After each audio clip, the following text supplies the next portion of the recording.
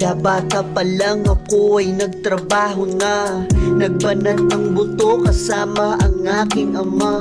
Hindi biro pinagdaanan naming dalawa, sa mura kong edad natuto na rin akong magbala. Ito aming trabaho, lumikha ng kwadrado, bawat haligi may pawis na galing sa mukha ko.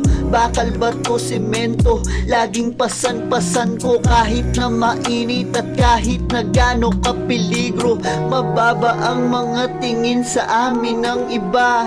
Dahil mahirap ang trabaho, todo kayod pa. Ngunit baliwala lahat at di iniinda. Para sa pamilya ay wala nang mas mahalaga.